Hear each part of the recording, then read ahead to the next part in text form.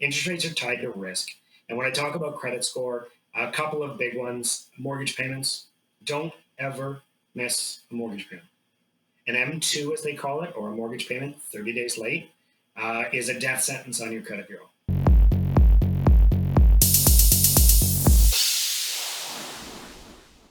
Hello, OneSunnyDay.com podcast. Today, my guest is David Baylis. Many years of mortgage experience under his belt, and now he is a mortgage broker, and you can reach him at davidbaylis.ca. Which is spelled David, Baylis.ca. Hello, Dave, and welcome to the program. Hi, thank you so much, Greg. No troubles. So today I think what we're going to do is we're going to do like a zero to hero on the topic of mortgages. I run into people all the time that I'll just be in sort of a conversation and they think they know what's going on, but as the conversation goes on, I become more convinced they don't really know what's going on, or there's some subtlety of what they're missing. So I think what we should do is we should start pretend somebody just came from the moon from some other planet, and we'll explain the system. I think so. The basic construction is someone wants a house, right? And it starts from there. Why don't you go through what the normal process is, and then we can sort of insert the mortgage broker. I think when it comes to mortgages, I mean, the easiest explanation of a mortgage is money lent against your house for the purpose of a house. As I always say to my clients, the bank's going to own a lot more of the house than you will for a long time until you break that cycle or get past that equity point. So, the mortgage business has changed a ton over the last 10 years. But in essence, the mortgages haven't. They're still required to purchase the home, and they're going to be the largest debt that you're going to incur in your life. So if someone was coming into my office brand new, I deal with a lot of first-time home buyers, and it's kind of like, walk me through the process. What does it look like? And there's some important steps that you've got to factor in when you're looking at a mortgage. A lot of people go right to rate, and that's not the most important thing. The most important thing is getting the right product. So when we talk about a mortgage as basic 101, it's going to be calculated as a percentage of the income you make, but it's also going to be controlled by the amount of money you have saved up. Hold on, let's back up a little bit. Because I feel the person from the moon is slightly confused already. So the first word we just introduced was equity, right? So what does equity mean? Yeah, equity is the portion of the property that is owned by you. So what that means is, if you purchase a home for $500,000, equity would be the portion of your down payment, or the portion that is not borrowed against the property with the bank's mortgage. That's your equity. This is the other subtle thing, right? The subtle thing is you can put money and create equity, or, correct me if I'm wrong, the value of the house can grow. And as that appraised value grows, your equity goes up, right? That is true. That's correct. Exactly. So at the beginning process, when you're buying the home, the equity is simply the money that you're putting down. That's all. Once you're in home ownership, two things are going to happen, assuming the market continues to remain fluid, is the market value of your home is going to go up, creating equity, and your mortgage principal balance is going to go down by monthly payments that you're making. Those two combined are going to create the equity that's in your home. And so but the important thing, and let's hope people, this is not the part that's going to really matter in the next, number of years, is that when you first bought the home, the amount of money that you put in was the sensitive issue, right? Because you started this process up. But once this process is up and running, what you put in is really irrelevant. I mean, it's the same amount of money you put in, but really everybody's just interested in the percentage of the amount that you own and the percentage of the house that you're borrowing, right? That is correct. That's right. So, and loan to value is another term we're going to talk about, I'm sure, quite a bit over this conversation.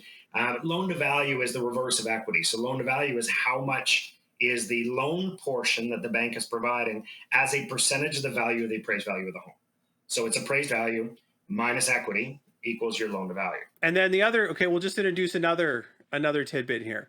So if this gets, and what can actually happen is that the value of the house can decrease so much, right, that in fact there is now no equity, right? You're in fact underwater, I think there might be a technical term, but yeah, I mean, it's not something I've seen prior markets. Late 80s, we had a market crash where there were some people that were upside down on the mortgage, upside down on their house, meaning that they had less equity than what was owed, or the house wasn't worth what was owed on the mortgage. We haven't run into that situation now. And again, in the foreseeable future, I don't see any reason why we would. It would take a pretty catastrophic event for the housing market to decline to the points where we'd be in a backward situation. But again, it's an investment. A home is an investment, just like a stock, just like a mutual fund, just like bitcoins and so on. It's an investment, and the investment has some risk. We like to think that your home is your lowest risk investment, but again, you got to be aware that there is some risk involved in order to make the equity that you're going to make. And then if you find yourself in this negative position, which we don't need to focus on, but just a question. So California has what they call like key turn in, right? Where you can just throw your keys at the bank and say, sorry, it didn't work out, and leave, right? And everything's forgiven. But I don't think Ontario does. No, not that I'm aware of. Again, not something I've ever had to experience firsthand. Over the past 10 years that I've been in the banking and mortgage industry, we never ran into that situation. But no, we don't. There's nothing in the commitments of the contracts of the mortgage that state there's a hand your key in policy or a drop off policy should we go in a net negative situation. So, again, something that hopefully we don't hit, because if we do, there's more than just the housing market at stake there. The economy's at stake at that point. But it's not something that you can just walk and drop your keys off. You're still going to be obligated to pay your mortgage. But the reason why this comes up, and the reason why this is an important issue, is because this is why, right? One of the main reasons why you would be tempted to put more down on your house. Why people sort of say, well, put 20% down, put more and more down, because it moves you farther. You now have more equity, and if there's sort of a bump in the road or a momentary destabilization, you're protected, right? Because if not, there'd be no reason to just put zero down. I mean, my interest rates and a whole bunch of issues, right? But you'd still be like, hey, I'm in a better situation owning something than earning nothing, right? Or owning something versus nothing. Larger down payment creates security for your investment as well, so you can sleep at night, right? You understand that if the market drops, let's say we see a 5% drop, as long as I put 20% down, then I'm down to I'm still 15% equity position, and knowing that in the long run the economy or the housing market will continue to increase. And then, but in the long run, also you have a friend. You sort of have an inflationary friend there, right? Because whatever your mortgage is set at, inflation is slowly eating away at it. At 2% or 3% or whatever, right? So that assumably long as time goes on, your equity should be better, just as a point of the fact that whatever your mortgage got set at, right, that's slowly getting eaten away over time. Hopefully, you're making payments are getting eaten away over time, right? That's right. That also presumes, well, we'll get to that, but that also presumes that you're not refinancing it 6 times from a journey from A to B that never sort of ends, right? Yes. Okay, so the basic system is you need money for a house, right? The bank has money to lend you, yes, right? They're going to lend you money, but there is now a system in which they get in position should something go wrong with you paying them to recover their what's their property now, right? That is correct. So I had a question about this. So it seems to me there's 2 systems that people don't understand the implications of that are running around, and one is a mortgage, and the other is a collateral, some kind of collateralized debt obligation. I think it's called collateral charge. So what are the differences of those 2 things? The difference is how it's registered against the property. So a lot of the big banks have now switched over to a collateral charge system, and what they'll do is they will register a collateral charge, meaning you can hold multiple products within that charge. Collateral charge will register typically for 100% of the appraised value of the home, even if they're only lending you 60% or 80% of the value of the home, depending if it's a refinance, a purchase, or so on. But what the collateral charge allows you to do is hold multiple products within one charge. So, for example, if your collateral charge has been approved for $500,000, you could hold a $250,000 mortgage, a $50,000 visa, a $50,000 loan, and an additional $60,000 line of credit available to you. So all of your totals can equal up to the $50,000 without having to go back through a lawyer to re-register the mortgage, because every time a mortgage is registered, it's registered with expiry dates, interest rates, payment amounts. It's registered as the mortgage on your property. The collateral charge eliminates the need to have to do that every time you want to access more equity of your home. So when we say access equity, just to break it down, the issue is that when you had a mortgage, it was like an old-timey mortgage. So if you went back to the bank and you said, hey, you know what, I'm paying a ridiculous interest rate on my car, right? Yeah. I'd like you to pay that car out, increase the amount of money I owe on my house, about, let's say, 40 grand. The bank's like, this sounds like a good deal, but you have a mortgage, which means in order to do this, we're going to have to recreate legals. We have to get the lawyer involved, right? To recreate this chart. So I think this is an interesting a point here that people don't quite get. The lawyer is involved to do what? The lawyer is going to register the charge against the property. Okay, it's all done electronically now at the land registration office, but they're going to register the charge, which gives the bank priority on the home. Should you default in the mortgage, it gives them the right to possess the home or repossess the home. Okay. Okay, So right. the lawyer is going to take care of. They're also, in a case of a mortgage, if you want to add $40,000, $50,000, $60,000 to your mortgage mid-term, you're going to have some penalties to pay as well, because you're going to be breaking the terms and conditions of the existing mortgage, and you're going to have to re-register a new mortgage for the new refinanced amount. So, okay, I'm going to explain this in layman's terms, and you tell me if I don't understand what's going on. So, what's going on is that there's a problem. The problem is we have to trade money for the deed, the title to this property, right? Like when you buy a house, if I want to buy a house from you, right? We have to trade. So somebody has to make sure that person A's got the money and person B has the house. And so so we have to trust someone basically to maneuver this swap. And the system that's been developed is that the person we're going to trust is the lawyer. That's correct. And the contract, it's fancy, but it's just a series of instructions, right? And you build the instructions, you give it to the lawyers go, okay, I understand these instructions that I've received. Okay, now I'm just going to execute like a robot, go down my series of instructions. And those instructions basically say, if they receive this amount of money on this date from party A, then they go into the land transfer system and they move the title from person A, the deed, or however, I don't know the current terminology, from person A to person B. And they execute that swap. So fundamentally, the lawyer is the only person that's really trusted with the money ever. That's correct. It goes through a lawyer, and the lawyer will be instructed by most lenders to purchase title insurance. Okay? It's going to be a requirement on all purchases now. The lender is going to require title insurance. And what the title insurance does is it guarantees the title of the property will remain clear during the time where the original mortgage was paid off and the new mortgage is registered, because there could be a time delay of multiple hours before that happens. So what that does is the title insurance ensures that the title will be clear to register the new charge for the purchaser's mortgage that's going to be added on to the project. Okay, so just to straighten this out, so there used to be this goes from one complicated system to another. So the previous system used to be every little municipality, every little borough, not every borough, but like depending on your system, you had a land registry office, and in that land registry office, they literally had books as to who owned what. That's correct. And that's really what the deed came down to. The government acknowledges the registration that you own this thing. So if some third party shows up and says, well, I own it, you say, well, no, hold a second, I own it. I'm pretty sure my title is on the deed. Now the problem is that the way the law works, which is kooky, but is my understanding, is if you go back 3 or 4 sales. Yeah.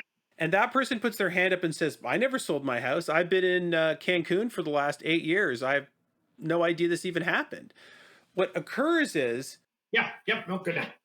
So they're in Cancun, and they come back after 8 blessed years, and they go to their house, and somebody else is living in it, and they said, what happened here, right? There's been a scam or a fraud has occurred.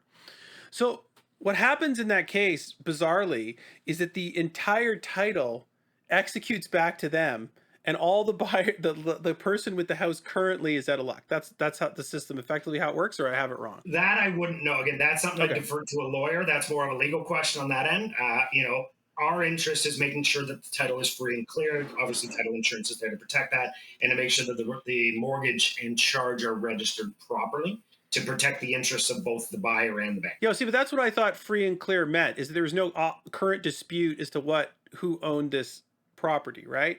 If it was tangled up in something, when you tried to do this, they would go, well, hold on, it's tangled up in something. I'm not doing anything. And it would be a more built out. Mm-hmm. And then they took those books some number of years ago, because it used to be a drudgerous process where the lawyer had to go down and then manually review, look for problems back in time.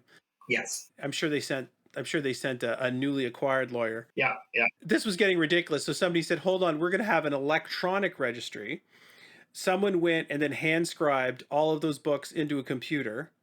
And apparently this cost so much money, we're still paying for it in 3% of, which is unbelievable. I'd like to see the accounting on that, but I guess it's true. Yeah. And so we're still all paying this land transfer fee for this electronic polished system, so the lawyers don't have to go to the dusty office. So it works out, but it also makes it, easier and more. So that's what the lawyer's doing. The lawyer receives this. And so when once this thing has been settled out, if you're now coming with a new agreement, even though you're borrowing more money, Yep. Let's say to pay the car off, well, some entity has to pay the car off, right? Yes. Like if you go to the bank, you say, I'm gonna make a deal, I'm gonna borrow this money, but the deal is I'm gonna buy a car and pay off these 3 debts. Yes. Right? Someone has to orchestrate that.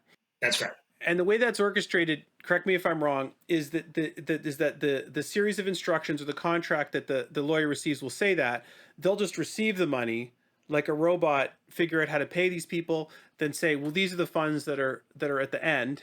Yeah.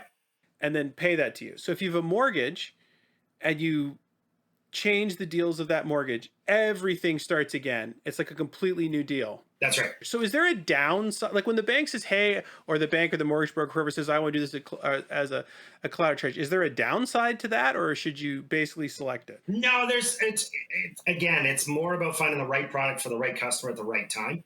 A first-time home buyer, hasn't really proven that they have the responsibility to make sure that they're not going to continue to dip in to their equity. And we call it the never, never plan, right? You're never going to pay your house off because every time you make 50 grand, you pull it out.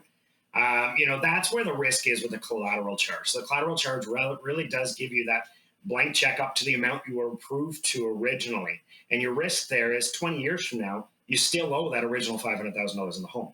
A traditional mortgage has a start date and an end date. That's more for, I'm going to say, the people that are less disciplined. So if someone comes to me and, they use their credit cards a lot, they've got a line of credit maxed out, they buy a new car every 3 years, they like to spend money, then I would recommend we go traditional mortgage.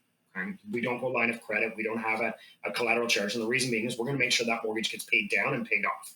And benefit of the collateral charge, as I mentioned earlier, is you can go back and revert and get your equity without having to go through that whole legal process. It's simply they create an additional product, you sign for it, and the money's approved. Now, here's another challenge. So we talked a little bit about when that mortgage, if you want to refinance, that mortgage is going to have prepayment penalties, right? You're paying it off before the term agreed. And they want to get the interest rate differential between what they're being charged and what they're going to be able to collect from the new people or from you paying it off. A collateral does not have that, but the challenge we have and what we're seeing now is people are now looking to refinance their collateral mortgages, right? Because there's new products on the market. We've got some monoline lenders that have gotten pretty aggressive with some promos. So we have a promo. Someone calls me and says, I want to refinance. I say, great. They say, I've got a collateral charge at one of the big banks. I've got mortgage 1, mortgage 2, and a line of credit. And mortgage 1 and 2 have maturity dates 3 years apart. Well, now if we go to move that over, they're paying 2 interest rate penalties. And then they've got the line of credit, but they've got to pay for the discharge of that. So, it's one of those, it's a catch-22. It's by having the flexibility of that product, which is great, of the collateral charge, it does create a lot of hassle should you want to move that mortgage out. And then we can see every time you say a word that I don't think the person from the moon knows, I take note of it so I can come back to it. It's gonna end with Bitcoin, but we're still on mortgages currently. Yeah. So the aspect with this, so this comes down to discharge. And I cannot even tell you the number of times I've had some conversation where somebody says XYZ and I say, well, what's the discharge on your mortgage? Right? And they say, oh, there is no discharge. And I say, I don't believe that for a second. They're like, oh no, we got this thing. I'm like, there's no way, there's no construction where somebody is going to lend you money at a term. Yep. And then you can just get out of it whenever you want. There's no sense in that agreement, right? There's no point in making that agreement with someone. That's right. So they all have to have some penalty by definition, right? Yes. No, discharge is a little different though. This is prepayment versus discharge. Discharge is I paid the mortgage off and I'm discharging the charge against the property to make the property mine now, free and clear. Right? When we're talking about, when people say, well, and I get it all the time, what's the penalty to pay your mortgage off early? Well, there is none. Well, absolutely there is. Right? The only way there's not is if it's a line of credit, right? So a line of credit doesn't have a guaranteed interest rate, it floats with prime. Typically prime plus one, prime plus three quarters. So it'll float with prime. So a line of credit can be paid off. It's an open loan. It can be paid off at any time without penalty. There'll be a discharge fee. The only other mortgages that would have no penalty to pay off would be open mortgages. And they are extremely rare. They're used for very short periods of time or stopgaps. Let's say you're buying an investment property, you're going to flip it in 90 days. You can put it into an open mortgage, and then at the end of that, you're only paying your discharge fee. Every other mortgage, if they're willing to guarantee you a rate or lock in a rate, you're going to pay a penalty to get out of that rate if you don't fulfill the contract or the term. We hit a bunch of new terminology here. So, and this gets down to what most people think. I mean, this is good because you're bringing up a lot of. This is what I want to do. I want to bring up the full constellation of issues, because the issue that most people are concerned about and think is the largest issue is always, I have a fixed rate versus variable rate mortgage, right? So explain those two, and then there's a lot. I know there's dips in between, but just explain the two pure models, and then we'll go into what the differences might be. All right. Fixed rate, we'll start with that. A fixed rate is a rate guaranteed by the bank for the entire period of the term. The most common, particularly with first-time home buyers, is a 5-year fixed rate. So the bank will guarantee that rate, whether it's 1.99 or 2.24, and that will be your interest rate for all 5 years. No raises, doesn't matter what happens to prime, doesn't matter what happens to current mortgage rates. If rates go through the roof, you still keep that rate that was guaranteed. On the flip side, if rates drop, your rate doesn't drop either. You keep that fixed rate.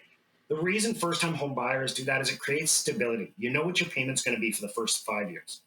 Right? You move in, you've got your budget, you think you're good.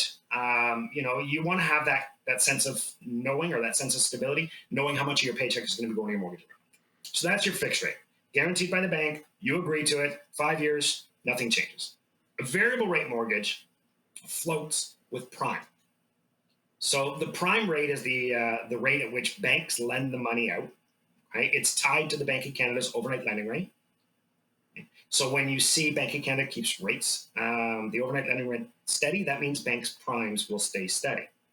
So the way a variable rate mortgage works is you're going to tie to prime, but you're going to take the risk on where mortgage rates are going to go, or where interest rates, are going to go. So if the Bank of Canada increases their overnight lending rate, which happens to slow down, they're designed to slow down inflation, okay, then your rate will increase by that amount. So if they raise the rate by 0.25% for overnight lending rate, then your variable rate is going to go up by 0.25%. Right? Should Bank of Canada lower interest rates during any period of time that you have your mortgage with them, then your rate would decrease by the equivalent amount that they drop the rates by. And then correct me if I'm wrong in any of this. So the overnight lending rate, right, is the rate at which banks lend money to each other overnight. And that is because what happens is, in the day, the good news is, because there's only so many major banks in Canada, it's a lot more simple to explain what's going on in Canada versus what's going on in the States, because there's almost a free market of trying to clear things. But what happens is, every day people did a lot of transactions, right? I did transactions. You gave money into my accounts, I gave money to your accounts, and the banks are basically settling off all these transactions everywhere. But they weren't perfectly even. So at the end of the day, it might turn out that Scotiabank owns TD Bank, $1 million. But tomorrow it'll probably go back. In fact, on average, it'll almost assuredly slosh around somewhere to zero, right? So the banks lend each other money at that overnight rate. So it says, well, I was up $1 million, so this is what I pay you, and then maybe tomorrow you're up $1 million, they pay it to you, right? So there's two rates banging around. There's this overnight window rate, and then there's that's the overnight lending rate. Then there's the window rate. And the window rate, as I understand, again, correct me if I'm wrong, is that is when the feds will act like a cash machine for the banks. So if the banks come to the Fed and say, we want to borrow money from you, they'll say, we'll lend you money at this rate, right? Yeah, I assume. Again, I'm not an expert on the window rate. I focus strictly on the overnight lending rate, because that's going to be tied where our mortgage rates are going to be tied. Yeah. The only reason why I bring this up is because in the normal situation, in normal sort of economic situations, the feds can play with these numbers and convince the banks to do what they, to basically get what they want, right? But there's no actual construction forcing the banks to do anything. And this is what the prime rate is kind of screwy. Is it seems to be that a lot of institutions have picked a prime rate and then a discount off the prime rate. So there's this published prime rate sitting out there, but nobody's really paying that that actual rate. Everyone's got a discount. Like even when you get a variable mortgage on your personal line of credit, right? It's the prime minus. On a line of credit, you're going to be prime plus. On a mortgage, you're going to be prime minus. Right? There's the two different products. So okay, fair enough. Prime is a rate over and above the overnight lending rate that the bank uses as spread to make their profit. But my only point is that that rate is personal to the bank for a lot of different reasons. That's why the banks have different rates, right? They're looking at their portfolio of mortgages, what scares them, what doesn't scare them. Do we want to lend more money? Do we want to lend less money? And that's how, because one of the questions is in people's minds is, well, why are banks and these private lenders, why are there different numbers floating around, right? Everyone seems to have a different taste for lending you money at different rates all around. Because I think a lot of people, when they sort of say, well, this other entity wants to do it at less money, they might almost be, well, that's too good to be true. That doesn't make any sense, right? We hear that a lot. Yeah. But my point is the bank's lending rate to you is their internal construction of what makes sense to them at this moment of time, right? Now they also need to maintain, because although we like to think of the big banks as the big banks, they are competition with each other. Right. So they do all want to compete with each other when it makes sense for them to compete, which is why all the banks except one runs the exact same prime. TD's prime is a little bit higher, but then their discounts are deeper to bring the variable rate mortgages all within 0.1% of each other. And then okay, I'm just going to bring this up as a subtle thing that I don't think people get. You can tell me if I'm right or wrong again. A lot of the contracts, the spread is between what you paid and the prime rate, right? When you go to discharge, it's not the spread between what you paid and what they're actually signing mortgages for today. You see what I'm saying? No. For variable rate, the interest, the penalty, if you want to break your mortgage early or pay off your mortgage early with variable rate, the penalty is always 3 months interest. That's all. There's no interest rate differential with a variable rate mortgage. That's the advantage. That when you pay off or break a variable rate mortgage, your penalty is typically significantly lower than when you're breaking a fixed rate, because the bank's going to lend the money out at the exact same rate, right? They don't look at the discount. So really, if you want to break your variable rate mortgage, all you have to do is look at your current monthly payment, right? Look at an amortization schedule. It'll tell you what your interest portion is at that point in time. And you just take that and times it by 3. That's your penalty. That's it. So variable rates have the lowest penalties to break. They're not tied to what current market rates are at. So the current market rate thing is a construction just for the fixed mortgage. That is correct. I lent money out to someone at 10%, well, we'll just say 5% interest just for the sake of argument, right? Well, the minute this goes lower, that person would walk into the bank and say, I don't like my old deal. The current rate is 2%, right? So when the bank makes that deal, there has to be some technology of flexibility because people's lives, change. They get there has to be some way to get out of this thing. Just because the person said they could do it for 10 years, it doesn't mean that they really can.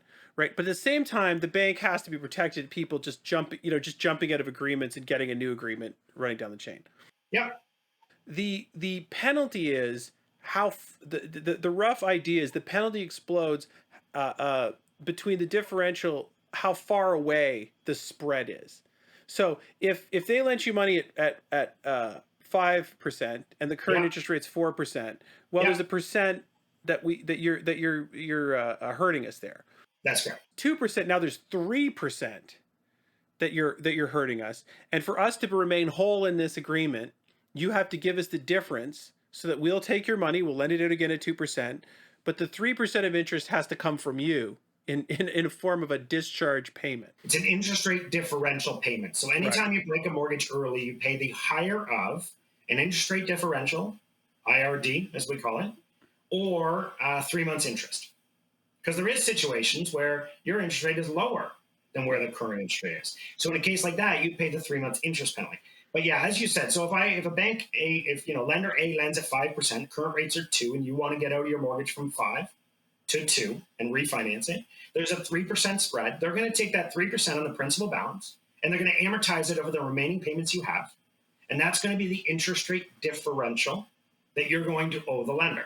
And on a 5 and 10 year mortgage, it's going to get quite spectacular. Like it's going to be if you have a certificate mortgage, it's going to be a spectacular amount of money. Yes. 30 G's or easy. Depends on the balance. Yeah, depends on your balance and how early you are into that 5 year. If there's only a year or two left, it's not going to be too much, and it may be worth breaking that to take advantage of the new rates that you're going to lock in for another 5 years. Right, as we've seen right now with historically low rates, even today the rates are still historically low. There may be an advantage of breaking your 3.25 to get in and lock in for another 5 years. Particularly because they believe the banks all believe their own construction, right? So if they went from sort of like 5 to 4, right, and you go in there and say I want to break my mortgage, right, they still believe in their head that they're lending it at 4%, which they are.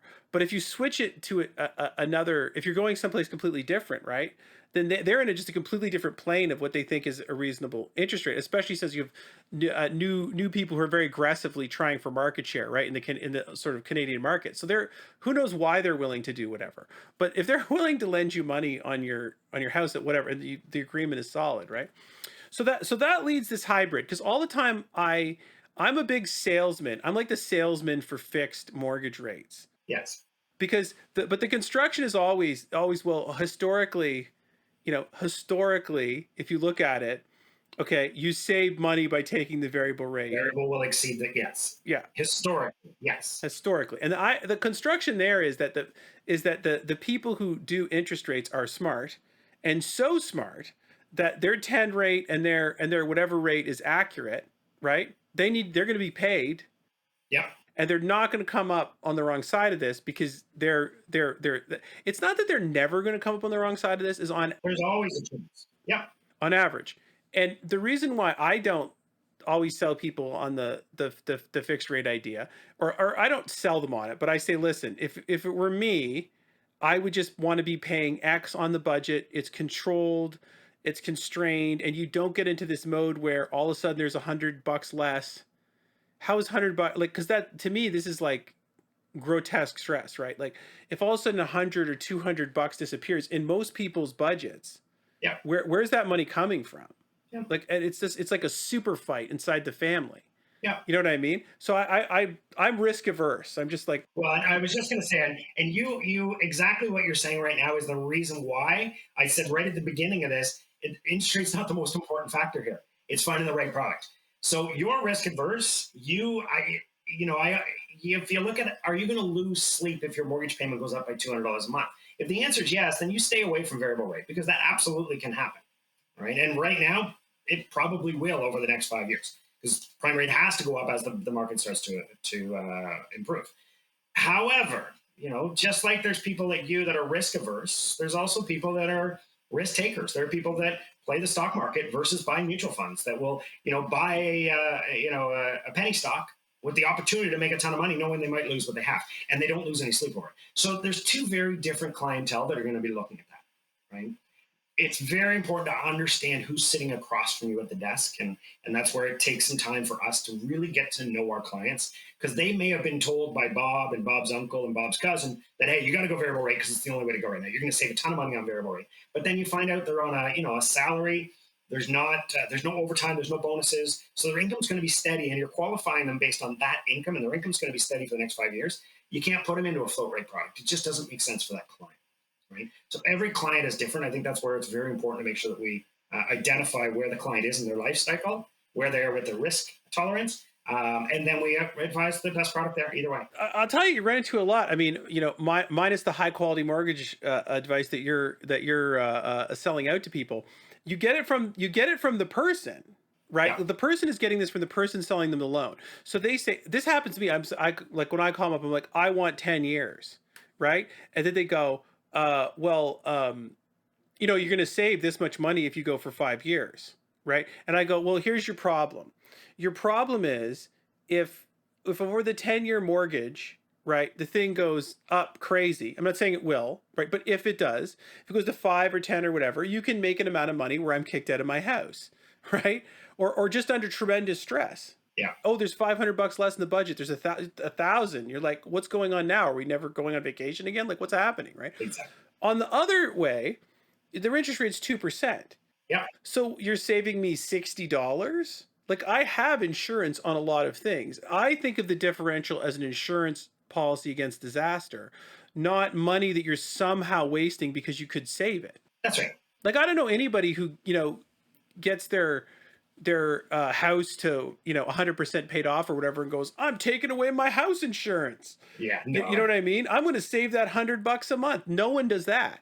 But when it's presented this way, people feel they're wasting this money, right? And I'm like, you are paying for a defense against an absolute stress-filled, yep. relationship ending disaster. That's the key, right? Is everybody's situation is very unique and individual, right? So for someone like you, who you analyze things, so it makes sense to you to not pay that, not save that $60 to give you that peace of mind for the next 10 years. Some people on the flip side will say, if I can save $60, I'm saving $60. I don't care what's going to happen in 10 years' time, right? It's really just making sure that we identify the right product for the right customer. And I'm a firm believer of you, and we've spoken on the phone many times about mortgages. My instant response when someone says I want a 10-year isn't, oh no, you don't want a 10-year. It's like, okay, help me understand why you want a 10-year. That's all. Because I want to make sure, again, I'm the one that has the knowledge of the mortgages. I don't know what my client's knowledge is. I can assume and I can ask. So it's better to ask. So why do you feel a 10 years better for you? Or why do you feel a 5 years better for you? Why do you feel a 1 year is better for you? People come to us all the time and they're telling us, especially first-time home buyers, they're telling me they want what their parents had, but they don't realize the products have changed over the years. So I think it's important to find out where these people are in their life, where the risk tolerance is, and what they're willing to accept. And in your case, if a 10 years where you are and you're willing to accept the potential of $720 a year lost in savings to give you peace of mind for the next 10 years so that you can sleep at night, still go on family vacations and that kind of stuff, then that's best suited for you, right? Well, it's the kids. It's the young kids. I think this is the complete game changer in the whole thing. Because I can accept I screwed up, and my wife can hopefully accept that I screwed up. You know what I mean? Or we screwed up and we just have to move into a townhouse or apartment or whatever, right? That's like on the table. But that's not explaining it to a 5-year-old or a 6-year-old or a 2-year-old who's like, as I was, you're just clung to this house when you're a kid. It's like this is the point of stability. This is where my room is. This is where my friends come. And I remember there was this kids book that somebody I know was reading to the kids, and they were sort of saying their kids were overreacted to this book and screamed and ran away. And it was this creature called the Goof, and the Goof was on the roof eating this person's house like in cartoon form. And the kids screamed and ran away, and they're overreacting. I'm like, what are you talking about? They're overreacting. The house is what keeps the rain off them. That's right. It's like they're not stupid, right? They're like the house is everything. You can see like how reactive most kids are to like the idea of moving or changing a room or repaint or anything. Yeah. You move things in the kitchen and they're like, no, this is the point of stability, this house. So listen, people move all the time and the kids are fine. But that's much different than being forced. That's like the parents are excited about this new job and this California adventure, this thing in BC. They're like excited. Yeah. And the kids are like, okay, maybe I can get excited about this adventure. That's much different than we're going to do something which is crappier. Yeah. Oh, sorry, 2 kids, you're going to share a room now. Kids can share a room. I shared a room growing up because, Yeah. but that's that day and that, you know what I mean? That's that sphere of thing. But that's much different than kids having their own room and then saying like, you're now sharing, right? That's right. I think the kids is the 101 factor, and don't screw around with this, especially young kids. You have enough stuff to worry about. You have enough moving parts. You don't need more moving parts. But here's the boogeyman of the 10-year mortgage before people sign up for this. The boogeyman is divorce, right? Because if you get divorced or have to move or get destabilized, you're screwed, right? Yeah. And again, if you're going to ask with any investment and any risk, you've got the reward of the return. There's the flip side, the counter side to that. So the bank is providing you with the stability of an interest rate for 10 years, a fixed mortgage payment for 10 years. You don't have to worry about anything now for the next decade. But with that comes risk that, should you get relocated, the boss calls and says, hey, you're moving to Calgary. And, it's either that or find a new job, it's a great promotion, whatever it may be. That's the risk you take in having the stability of a 10-year mortgage. Right? The benefit is after the fifth year, it's a 3-month interest penalty. The IRD is only for the 5 years. Yeah, so that is, I tell people this, so that is like a little snaky thing that's in the Canadian law that just runs on the 10-year. That if you take which to me completely changes the complexion of the thing, right? Because 10 years is a lot longer than 5 years. And if you can just hack it to 5 years, someone, I don't know why, but someone installed this legal contraption that the banks have to comply with. I'm sure they don't want to. No, they don't. This is absolutely beneficial to the homeowner, not to the bank. Yeah, so that's a very good rule, and that's kind of what makes the 10-year much more palatable, so long as you can sort of hack through 5 years. So there's two blended products. So anyway, whenever I'm telling people this, what they say to me is they say, no, I have a product of a variable rate mortgage that you can now switch to a fixed rate mortgage. Yep. And so So variable rate mortgages do have the option to fix at any time throughout the term. Okay. But what you're going to do is you're going to be fixing it at whatever those current rates are. So let's say you have a variable rate mortgage and mortgage payments start going up. Okay. Interest rate goes up, like you were saying. It's $100 a month more. Now it's $200 a month more. And you're at your end and you say, I can't afford any more than $200 a month more. So you do have the option to then fix it for the remaining term. So if you're 2 years in, you can then go to the bank and say, hey, I want to go to the 3-year fixed rate. It's not going to be the best rate. It's going to be their rate, whatever their current rates are for their average client, right? It's not the same as shopping the rate around with a mortgage broker or, going from one bank to the other and saying, hey, what are our best rates? But they do have the option. It's convertible in essence. You have the option to convert that to a fixed rate throughout your variable rate period. It's not a hybrid product because it's one or the other. You can't have both. we'll get to hybrid. I sort of invented a hybrid product. Not invented, but took advantage of it. Okay, so I think this. You tell me where I'm missing. You're a mortgage. You're a mortgage dealer. I'm not. Whenever anybody explains this product to me, I think they've explained the worst product I've ever heard. Here's why. Not the worst. I'm sure it fits for someone, but here's why. Your initial construction of the variable rate is like, I'm saving money, right? I'm paying less than I should. So if the rate is going up and it goes from 1 to 2, and you're like, danger, I'm now paying 2 extra. I'm now paying 3 extra. Well, to go in there and fix it now means you're paying 4 extra. That's right. So it seems to be on the way up, someone is very unlikely to come in there and convert it. Because as it goes up, they're going to be very pained to make their problem more. Yep. And fix their problem in for a term. Mm-hmm. Right. And the way it works is like locked for years, right? So if you're a year through this, you lock for the rest of the 4 years. Yeah. So it seems to me this is a very bad construction where you say, if it's going up, I'm going to lock then. Well, if it's going up, it's going to lock then, lock now. Am I wrong? What am I? No, and I think the key there is if you're looking at locking in your variable rate mortgage throughout your 5-year term, then you were in the wrong product to begin with. Right? The way a variable rate works is you ride the highs and the lows, and over the long term, it averages out to be lower, usually. Again, we can't predict what's going to happen to interest rates in the future. Also understand the interest rates come from two different things. A variable rate comes from prime. A fixed rate comes from bond yields. So we could be in a situation where prime is rising, bond yields are dropping. Variable rate mortgages are going up, and fixed rate mortgages are going down.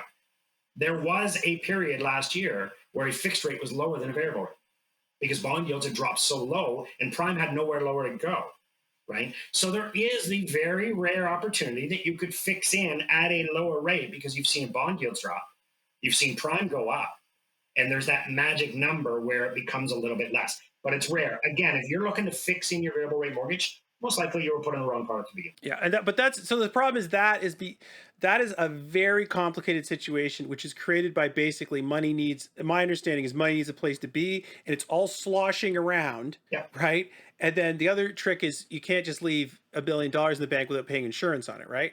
So you could get into weird constructions where someone is like, I'd rather have that 10-year like 0% US Treasury, and you're like, why don't you just give what how does that make sense?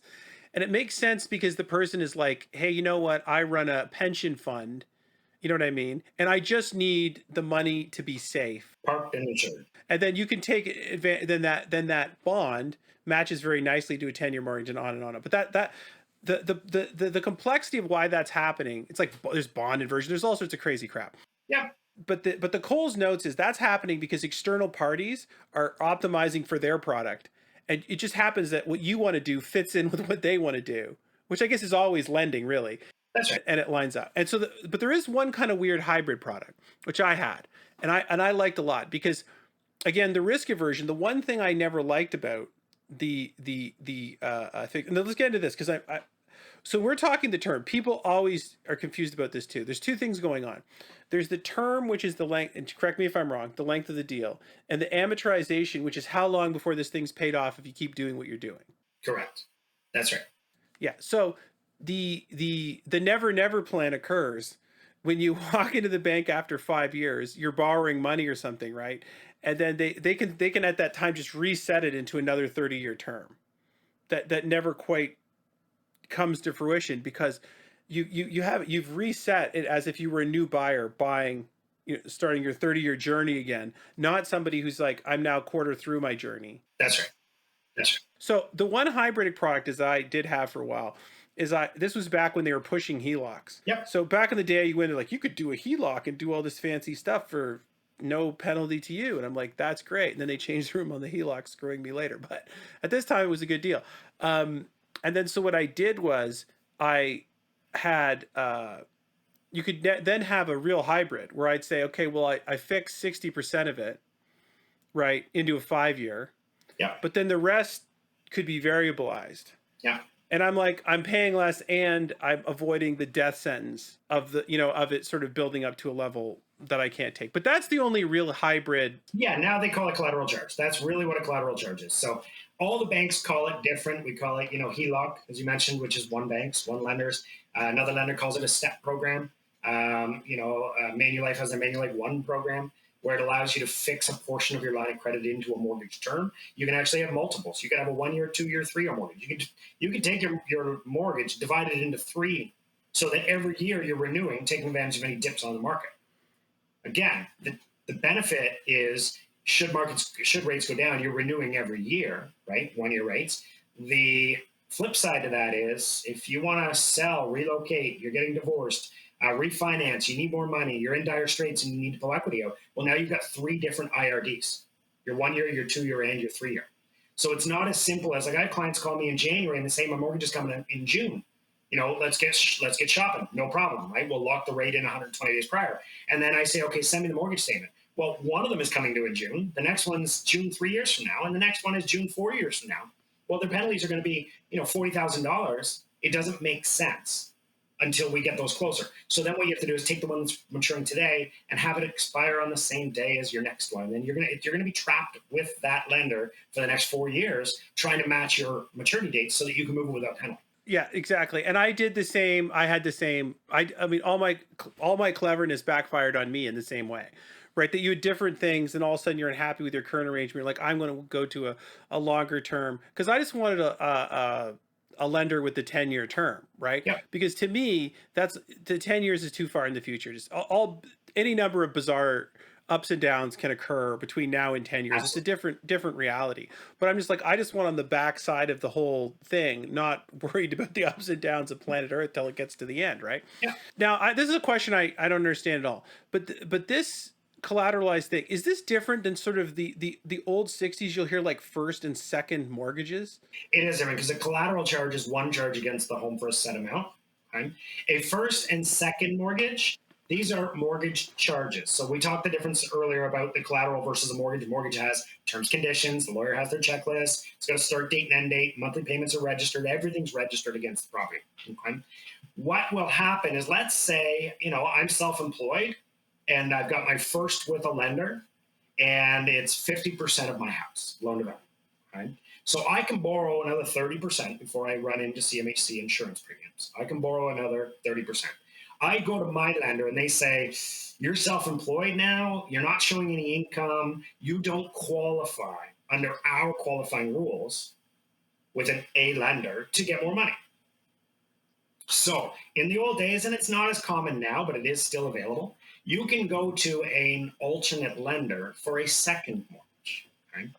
The second mortgage gets registered behind your A lender, your bank, in second position. Okay? The second mortgage is going to have a higher interest rate. You're not going to be getting first mortgage rates at that, right? So you're going to be significantly higher. There's going to be setup fees with these mortgages to get these set up in place. But again, as a self-employed employee, I may need $100,000. I'm starting a new business. I need $100,000. I have the equity in my house. It's still the cheapest way to borrow the money. So I register a second mortgage with a second company to get that $100,000. It does not affect the first mortgage. I still must make all those payments. And should I miss payments on the first mortgage, they get first rates on the home. The second falls into second position if there's any money left, right? Again, the second mortgage takes on more risk, therefore the rates are going to be higher. And so this can be done irrespective if the first person agrees or not, if it's a mortgage. Depending on the first lender. Some lenders do have conditions in place that say no second charges can be registered. And that can be done also if you needed to with the there's no real reason to do it, but it could also be done with the collateralized debt charge if it was less. Collateralized is different, yeah, because you can have there's no second position in a collateral. So you can go to the bank and say, I want a second mortgage. You're thinking in your mind like the 60s and 70s, right? First mortgage, second mortgage, but it's not. It's all first charge. All the bank's doing is lending you new money with a new set of rules. They're not changing the charge against your home, right? They own your home.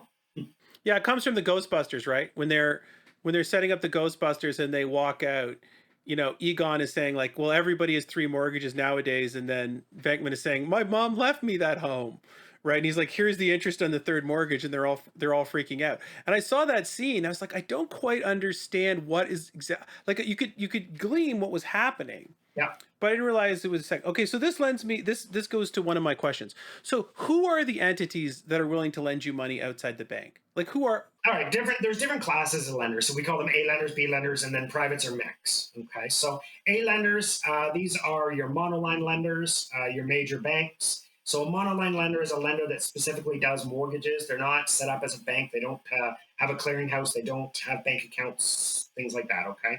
So monoline lenders, you think of the First Nationals, the MCAPs. We've all heard of them if you've dealt with a broker, right? RFA. There's a lot of different monoline lenders. So your A rates, your A lenders will be your best rates. Okay, so that's your go-to first off.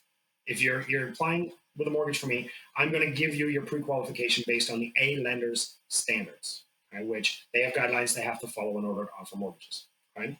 Next step down would be your B lenders, your alternate lenders. So B lenders have the ability to extend the ratios, okay? Another term, ratios, but we can extend your debt ratios a little bit higher than what the A lenders are tapped to, okay?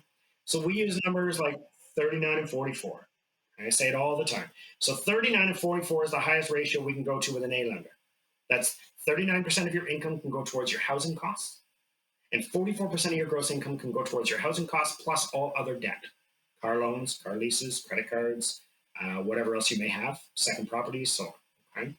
Once you're above 39.44, then we move you to a B lender. And we've got B lenders that can go 50-60, 60-60. Okay? We've got B lenders that don't care about GDS and TS if you have enough equity enough net worth using their net worth programs. Okay? Now, the downfall to a B lender, because they're assuming more risk, there's going to be higher interest rates. B lenders also typically have setup fees, commitment fees, or brokerage fees. So it's going to cost you money up front as part of your closing costs to get a mortgage with these people, and your interest rates are going to be a little bit higher. But what they will allow you to do is either tap into equity you already have in your property that you need to get out, or purchase a home because based on the A lending, you wouldn't qualify or compete in this market. So it gives you a little bit more buying power. The last lender we look at is privates or mix. MIC stands for Mortgage Investment Company. Okay? So these are your private lenders. They go on equity lending alone, majority of them. They're not concerned about your income. All right. Where these will come in is short-term situations. Lender has double bankruptcy. No A or B lender is going to look at them as a potential lender. They still want to be in the housing market. They're willing to accept 10% interest. They're willing to accept 4% setup fees. Because they believe that in the long run they're going to make more money. Someone who owns 11 or 12 investment properties may not be able to get that the mortgage for their last property. That's where private comes in. Right? The other situation where we see private or mix is that I need money and I need it fast. I had a pre-approval all set up. Some reason the bank has canceled that approval, or I've For me, let's say I've switched careers between the time I bought my house to the time I'm closing, but I need to close my house, and now the bank's not going to give me my money. Private lenders are available to close those on, short notice. I've had privates that have closed in 4 days, start to finish. Oh, good, because you happened upon one of the questions that I was going to ask you, and one of the question is, I can't close. I've signed this deal. I've released all restrictions. This is coming up. I don't want. There's going to be a flurry of lawsuits. It's going to be Nightmare City. I'm now in a complete loss situation. I'm going to lose my deposit. So now my question is, what well, that was one of my questions. So your point is, you can do something. Yes, we can do something that typically will cost you less than your deposit, right? So if you think, let's say you put 10% down on a house, right? So that's your deposit. You buy a $700,000 house and you've given them $70,000 with the offer, right? Or even $50,000 with the offer. And now you're in a situation where you can't close, but you need to close. Because if you don't close, you're going to lose not just your deposit, but you're going to lose any other potential costs that are associated with that house not closing. Again, they may have purchased a house and now they don't close, so their people are going to sue them. Well, they're going to countersue you. Again, the lawyers will let you know about all the liability you're on the hook for. So the private lenders are available to close these deals. Okay, so 4% setup fee on a $600,000 mortgage is $24,000. So let's say you're running a 4% setup fee. It's going to cost you 24 grand to get this mortgage set up. It's going to run you 7.99 to 9.99% interest. And it's going to be interest-only payments for the period of time. So for something like this, it's a short-term solution that's going to cost you. But the reality is, if you bought the house 4 months prior and the housing market is doing what it's doing right now, you may be in a position to recover all of your costs by putting the house up for sale immediately and flipping it, right? Or, in worst case, you mitigate your losses, right? Because it allows you to close, and then you talk to your agent about selling the house right away. Again, this is worst case scenario. Something happened to my approval at the bank, because I would never recommend someone going into offering a cash offer if they haven't been approved by the bank, right? So this is assuming that the mortgage broker, the lender, the monoline, they could not get the mortgage after the approval because something major changed in your lifestyle. You lost your job, whatever it may be. You're getting relocated. You misled on the application. They verified your employment. You didn't make the $150,000 that you said you did, right? Something falls through. Then the private is there, but it's kind of a last resort. They know what their purpose is. Private mortgage lenders don't want to own your house. They want an exit strategy. They want to know, how are we going to get this client out of their private and into a B lender? What's it going to take? Sometimes it's a year for credit reconstruction. Because they're making their money off this setup fee, I assume, is the idea. That and the interest rate. I mean, 10% interest. Every monthly payment is interest only. Right, and that money's going to them. That's securing a lot of their money right there, because they're going to get the house at the end of the day. Like, there is, if it completely fails, there is an asset. That's right. That they acquire. Actually, that was one of my questions. I read, I don't know if you know the answer to this, but I read that it's costing banks something like 60 grand to like, if you actually default on a mortgage. I haven't seen any numbers on that. I know the cost is not cheap. Again, the banks, the lenders, the privates, they don't want to own your house. They don't. They're holding it as security, but the last thing they want to do is foreclose and go through selling the house. There's real estate commissions involved. There's legal fees involved. Like, there's a lot of costs. They want to put you in a position where you're set up to succeed. Well, I always say that the real trouble is now they're on the hook. Like, if you really had to ingest this property for a period of time, someone has to manage it, right? Yep. The people who work in the bank don't cut other people's grass. That's right. Right? They're not going to go in there and there's like, there's a hole in the roof, or a window blows out, or whatever it is. So you need some other external entity to manage this property, safety it, whatever. So that I can see is a complete and total, nightmare. You have to maintain fire insurance on the property, right? They have to maintain all the utilities to make sure that the house doesn't, that the heat's on, the hydro's on, the water's on, right? Yeah, it's not cheap. So basically, if push comes to shove and you can't pay under their rules. So this was my other question. Does this most of the time, when somebody renews with one of these constructions, they don't look into it too heavily, or could they look into it heavily if they wanted to and just say, sorry, you can't renew here? No, renewals typically, as long as nothing's changed, meaning you're not adding money to the mortgage, you're not, moving it from one bank to another or one lender to another, then no, the renewal letter is sent out. Once you accept the rate, it's automatically renewed. Remember, when you applied for the mortgage, it was a 25-year mortgage. The term was 5 years, right? So upon renewal, I've had clients where they've changed careers and they've gone into a self-employed situation or changed sectors where they've only been there for 2 or 3 months, and the renewals come up, and I've advised it's best just to renew for another 2 years. Let's get 2 years under your belt in your industry you're in now, so that we're able to then shop around your mortgage for the next maturity in 2 years from now. So renewals, although not automatic, the bank does stipulate that they can, requalify you at any time, and they do typically pull credit checks to make sure you haven't, gone into a consumer proposal or bankruptcy situation. But for the most part, it's just sign the renewal and you're good to go. Well, I mean, listen, technically, I think they can call you and say, "Oh, your house is underwater." You know what I mean? These ratios are off. You owe us 20 grand. But my understanding is that's self-inflicted insanity for them to actually start executing that, because somebody's out there paying this mortgage. It's down temporarily, but 2, 3 years, it's probably back, right? And if we're looking at this night, I mean, we're going to be forcing their hand now, and you know what I mean, and really unraveling this deal. It seems to be very unlikely that that there's any situation which they'd really do it. Maybe there is, I don't know. In my opinion, it would have to be a catastrophic situation before anything like that would ever happen. Right? It's very different than like when you're playing the stock market. If you have a margin account, you might get a margin call because the stock values have dropped. It's very different than that, right? Because your housing market, your house is a long-term investment with stability over the long run. They're not going to worry about a dip over a year or 2 years. Again, banks can do what they choose, and lenders have to protect their investment as well, right? Because they, in most cases, own more of the home than you do. So they want to make sure that they're protecting their investment as well, and the value is still there. But no, for the most part, I haven't run into a situation recently where we haven't been able to renew a customer. Yeah, listen, I would say even catastrophic. I mean, listen, I don't speak for the banks. None of us speak for the banks. But if anyone's in a ever talking around a table with this grandiose idea that you're going to start hunting down people even in a catastrophic situation and trying to make them whole, you're crazy, because every portfolio, every single time you go and review anything, okay, it comes up as brutal. It presents a problem for your bank. Your bank's becoming insolvent.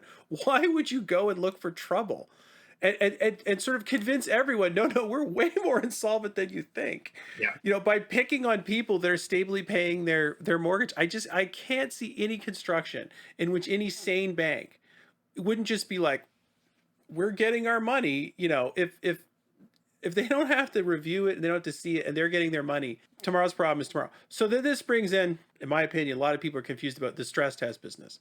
So what is the stress test business? Because, by the time the podcast came out, there could be no housing market and you could be taking a much needed summer vacation.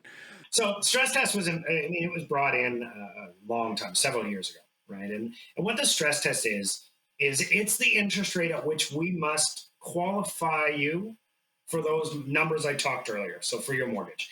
So I mentioned earlier 39 and 44, those magic numbers. 39% of your income, gross income, can go to your housing costs, and 44% total income can go to housing costs plus all your debt. Okay.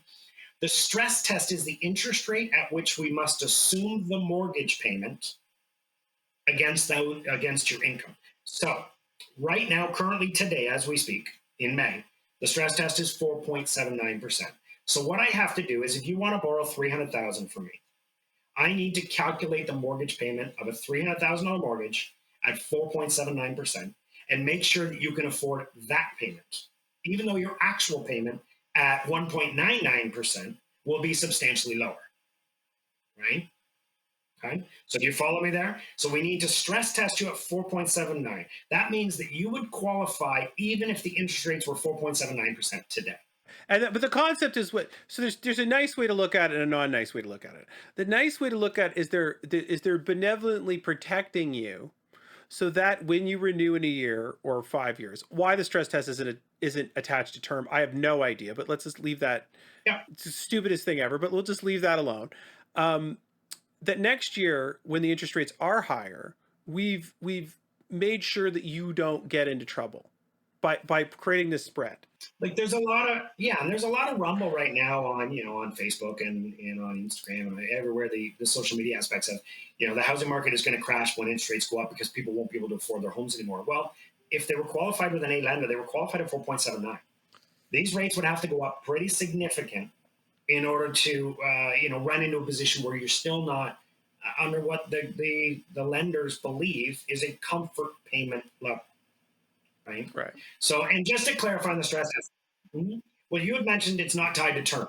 And the reality is it's not tied to term when you're looking at 4.79, the current benchmark rate or the current stress test. But the stress test actually is the greater of 4.79 or 2% above the contract rate. So I mentioned some B lenders, right? These are the lenders that will go up to a little bit higher as far as the ratios go. Well, if their contract rate is 3.49, then we have to stress test you at 5.49, not 4.7. It's the greater of 4.79 or 2% above contract rate. Again, not something that the average everyday mortgage client needs to know.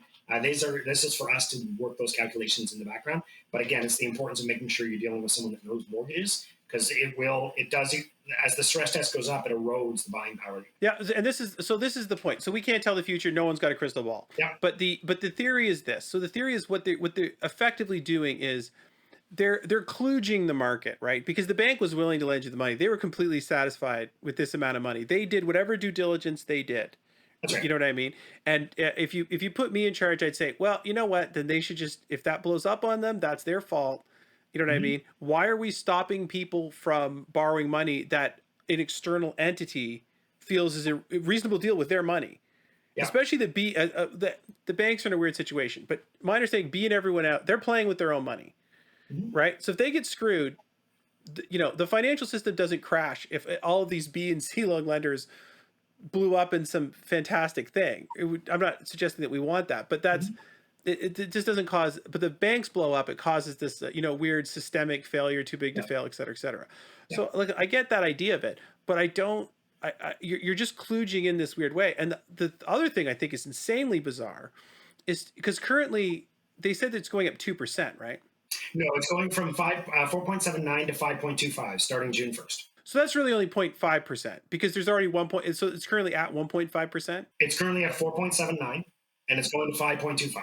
So it's going up. That's 0.5%. Am I about that? Yeah. Okay, about that. So it's going up 0.5%. Now, what the problem this can cause is that it takes people what they could have paid for a house previously. Yep. Once this expires plus pre-approval, which I think takes a month to sort of drain out, they can now afford less. That's correct. Right? And the value of your house is really just based on someone who wants it and can afford it. That's right. Then all the idea is they're going to depuff these prices. They're hoping, yes. Well, I don't think you can. I don't think you can depuff them during this mechanism because you've missed the mechanism. The mechanism is people in times of COVID with all the restrictions, et cetera, don't want to live in downtown Toronto. It's crowded. They're in a condo. They can't go to the park. Who knows what the rules are next where there's people coughing on them all over the place. I live in Toronto. I know it's a high density situation. And they go, well, I've had no green space for the last 4 months. I've been living in a condo. This is crazy. And they're more or less desperate to get out of their situation and get to some place with a backyard where it doesn't seem so congested. I think that's a fair assessment of what's going on. Absolutely. So they don't care. They want out, right? And they have equity because they've made money in the Toronto market over the years. Right. They have well, this was the Bonnie Glenn thing, right? They have $200,000 from their condo. So they can easily prop up $1 million mortgage because they're coming in with 20% of $1 million. The mortgage is insane, but the interest rate's low. They have enough job to get it. It's not killing them, financially. And as you said, you've got the stress differential, which should hypothetically mean if you got renewed and you get into a explosive situation, you could still make it by.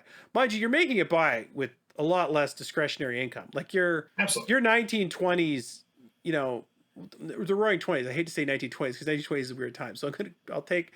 My point is, if you ever go watch a 1910, 1930s movie, you're like, where's all their stuff? Like the rooms are bare. Yeah. Because there is no stuff. Yeah. Because the couch, you used to have to lay away a couch. It was like a couch mortgage. You know what I mean? And this is why people like plastic on this is like our couch. Yeah. You have any idea what a couch costs, right? And so this is our couch for the rest of time. Yeah. That's what it's like, right? All of the money is just eking out this mortgage. This house is this. We call it being mortgage poor. Right. right? Where your mortgage is so high with your property taxes and your principal and interest that you've lost the ability to enjoy life outside of your home. But there is no life outside of your home because of COVID. Not right now. Yeah, no, but literally, there's not. So you can't sell to people you should be saving money for doing what?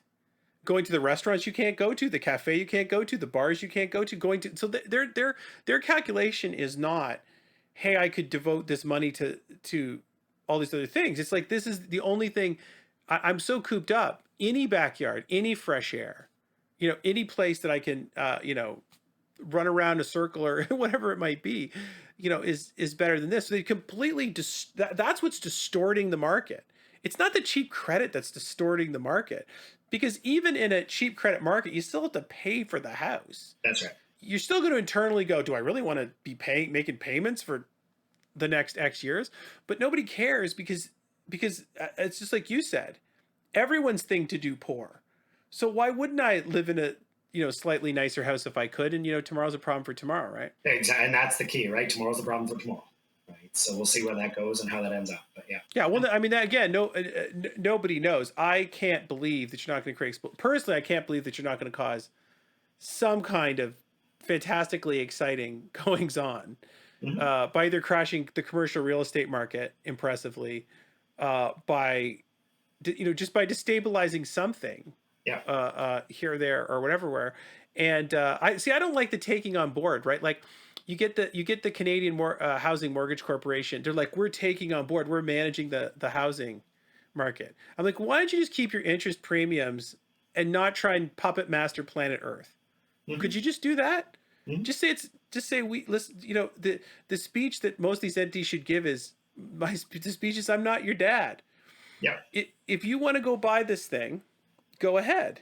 If you know what I mean, why am I preventing you, from doing this? There's always two sides though, right? Like there's your train of thought and mindset of, this is a free market, and if someone's willing to buy my house regardless, what right does the government have to step in to try to soften a market for which people are making generational wealth right now? But the flip side to that is providing the necessities of life for the people within the country and protecting us against ourselves, because we are our own worst enemy. Again, going back to that collateral mortgage, right? You could, 20 years from now, you could have paid zero off of your mortgage and made all those monthly payments where you could have bought 3 houses, right? So sometimes we need to be protected against ourselves. This all started, and the stress test all started when the financial crisis happened in the US, when the market meltdown and the financial industry melted down in the US. It was brought in to protect ourselves against ourselves. And with the new rate increase, originally they indicated that on June 1st, uninsured mortgages would go up to 5.25, and they'd be leaving the insured mortgages the same. So 2 new terms, insured and uninsured. Uninsured mortgage, 20% down, more, 20 or more. Any refinance or any home purchase over $1 million, those are not eligible to be an insured mortgage. CMHC, Sagen, and Canada Guarantee will not underwrite or insure those mortgages. Okay, so uninsured mortgages have the highest and higher interest rates. Insured mortgages less than 20% down, provided the home purchase is under $1 million, qualifying on strict rules. CMHC, Sagen, these companies will insure the mortgage for the lender to make sure that if the borrower defaults, that the insurer will underwrite the mortgage and make sure the bank is made whole. Okay. So originally they talked about going from 4.79 to 5.25 on uninsured mortgages only. However, the Minister of Finance has said that they will match that and follow suit of the Financial Security Independent. They'll match the suit to raise the stress test to 5.25. So what was supposed to slow the market down for foreign investors, for people that have the equity that don't require the mortgage they earn, let's say they get approved a little easier. As you mentioned, you have 20% down, right? Your mortgage is going to be less money, therefore hopefully we can get you approved.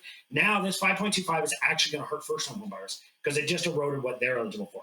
For example, right now, a $500,000 mortgage, let's say someone making $100,000 a year, typically would approve for around $456,000. Under the new rules, it'll be $27,000 less than that, even though their income hasn't changed. That stress test eroded $27,000 in buying power for the average couple making $100,000 or $150,000 a year combined.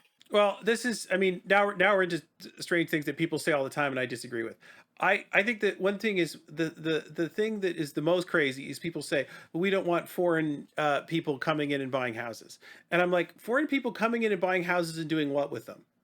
Okay, because it strikes me that if you're buying a house, okay, you then buy it, keep it as an investment, and rent it out to someone. That's correct. Hold on, stay with me. The foreign money created a house, right? Like it was this money was available. Like when you're making these condos and you're like, well, I'm selling X out to foreign investors, let's say, right? It still produces a condo where people can live, That's correct. which wasn't isn't necessarily there. So I don't I've never understood the complaint with a foreign investor who comes in, who buys it, who then it strikes me always rents it out. Like always is going to be rented out. Some property management companies, fixing the things, and then they it seems to me that should be bulking up the housing supply, right?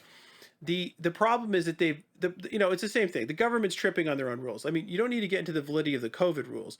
The COVID rules create a problem, right? And then people react as people are going to react, right? And the problem with the never mortgage scenario, right? Which I agree, you get to retirement, maybe there's a disaster, right? But there's also a problem when the person drops dead of a heart attack when they're 60. You know what I mean? And the estate folds up and there's no money. You know what I mean? And it's like, okay, well, that guy lived in a nice house for 6 years and took balling vacations and did whatever, right? So you can't. To me, it when you come in there and you try and micromanage people's lives, the problem is what's good for them creates a lot of errors that you can't see. Yep. Always the problem is that For sure. is that they're optimizing their life, and then you come in there and say, "Oh no, I can optimize your life," and you're like, "You don't even know me." That's right. And the other thing about the lockout, and this is I said this previously, but there's all these people, you can see these op-eds trying to sell rental. So can we even the Housing Mortgage Corporation guy, sort of the last guy, had this like speech, is like, could we stop the love affair of home ownership and get people to rent for the rest of their lives? And I'm like, and this is what I always say to people: it's not that you have this investment that goes up because you're going to spend a lot more money owning the house. Yes. Like you're going to be paying property taxes, but here's the pluses: it's a forced saving policy. So you're saving money. You don't really notice, but you're saving money, which you should save. And then the big thing is you can borrow off the house. And what that does is gets you out of trouble. That's right. So you can have a lot of temporary situations. Your kid gets hurt. There's no one to take care of them. You've got this COVID thing, this perfect example. Can't get any work done at home. You have problem after problem after problem after problem. And people without that equity cap, a kid in the hospital for a period of time, they wake up and there's 28 grand on the credit card, marching around at 25.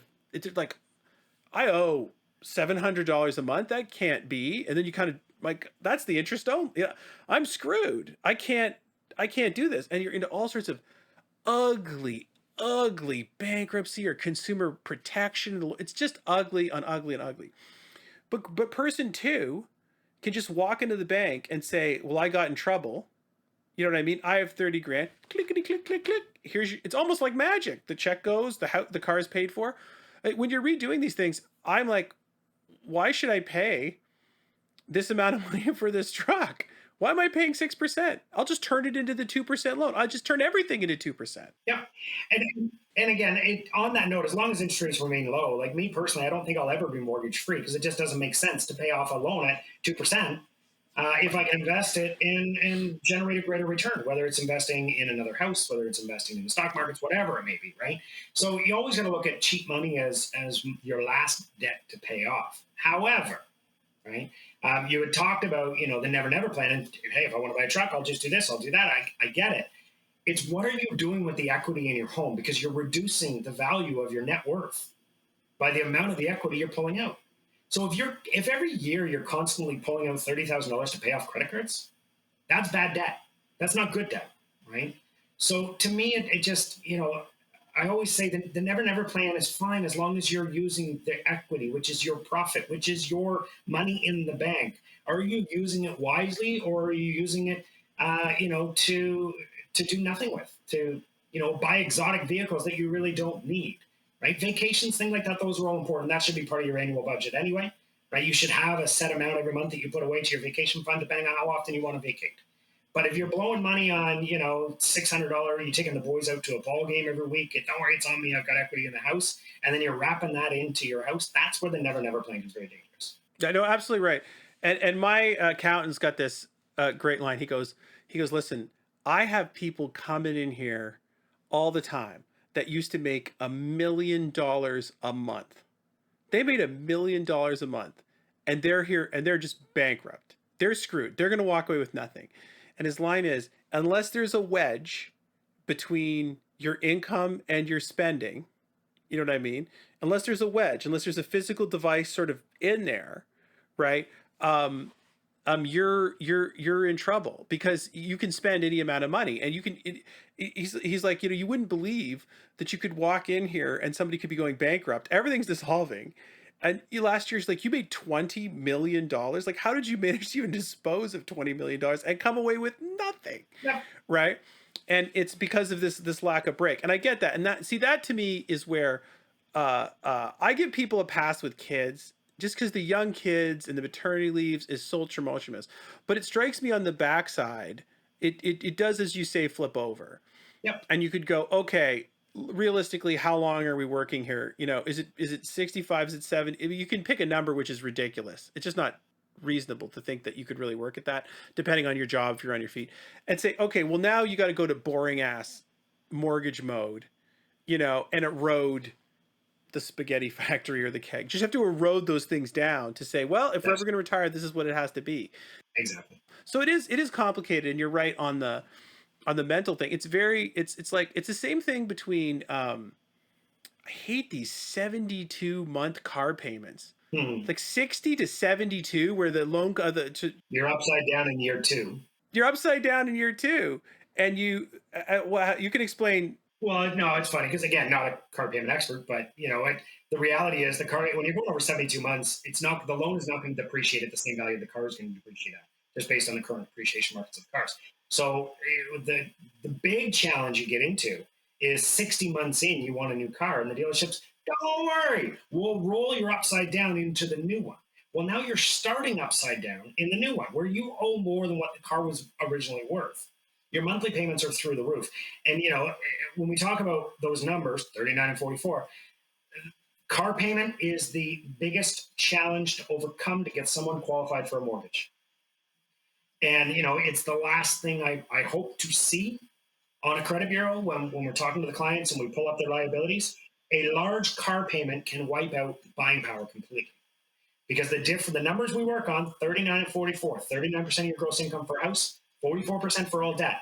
That means only 5% of your gross income can go on to debt. Otherwise, that 39 is irrelevant. We're only going to be looking at that 44. Because $600 a month mortgage, right now, let's call it, I don't know, $4 per 100,000, right? So a $400 a month payment is a $100,000 mortgage. So if you have a $400 car payment, you've just given away $100,000 in buying power, in mortgage power. It occurred to me completely because I was like, oh, is this the time to buy? Because I this is, again, my own personal impression, but I do believe inflation is coming. Everybody who says, 10% inflation can never happen again. I don't know about never. I believe there's lots of situations in which mismanagement could just be created. You can grind the Fed against two grindstones, and they're just going to go back. They're just going to take their precious modern monetary policy book and throw it out. So I guess that didn't work, and just return like little mechanical gerbils to real inflation's 3, interest rates whatever. Real inflation's 4, interest rates whatever. They'll get scared, and they'll just all the clever ideas will go out the window, and they'll just return to their little base prime. So I don't see any reason why you can't have terrible interest rates. And the reality, this is just another, but the reality is high interest rates prevent people from doing stupid things with their money. Yes. That's what prevents you from doing stupid things with your money. If you're borrowing 10%, you don't get the new car. You're like, no, that car has to be like, I can't even imagine the situation in which we would go get it at 10%, yeah, right? Yeah. And so it optimizes everyone's decision to living with what they can have. Some interest rates improve your economy. It's like tough medicine that leans everybody out. Mhm. because there's so risk to borrowing money. But when the money's free, everyone's like, ah, I get that nice car, whatever. Now, at least the car is an asset that you have something left with. It's a depreciating asset. I mean, if you think about that, It's not a great investment. I'm not saying go buy an expensive not car. a great investment, right? It's a depreciating asset, but it's a necessity for most people, depending where you live Right, and what you do, right? So, buy it, stick it, and own it. Like it's right. or lease, never own it, just rent it, right? There's two different thoughts on that as well, but it just understand how much that car payment is going to impact your mortgage and your personal life. Vacations, kid time. Imagine what you could do if your car was paid off. If you say to people, if you had no car payment, what would you do with the extra 700 a month or 600 a month? No, it's an absolute lethal amount of money, and because my wife came in with a really old car when we first got married. This is like 10 years ago. It was like completely beat up. I kept doing the financial spreadsheet. And I was like, you don't. This is to what you're saying, right? Like if you take your disposable income and you charge it up $400, right? That's a lot of nights where you're just like, you know what? I'd like to just I don't want to clean the dishes. You don't want to clean the dishes. Everyone had a tough day at work. Let's just sit around with the kids and order some food from Exactly. someplace. It really goes a long way. And the other thing that it gets people into is that I often think when people are talking about just the different classes and wealth strata, is they never talk about it, but there's this line under which you're worried about microtransactions. Like you're like, can I afford McDonald's? I'm hungry. Can I really buy that coffee? Should I buy that paper? And there's an amount which you go over which you just don't think about those things.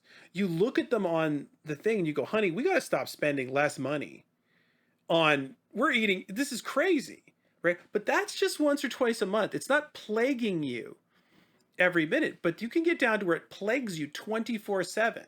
Yeah. And once you're down there, it's hard to get enough mental clarity, and then you're like sad, you're depressed about it. You're more likely to buy a donut now, you're more likely to go buy, have a couple beers, Yeah. and so you want to avoid this thing. And it's with the closing. You said there's ways at a closing. Whenever people are getting divorced, they're always like, oh, the person's getting 51, 52. And I always say, that's not your goal. Your goal is to get free. You need free of this. How many years you want to deal with this? Spend your way out of this.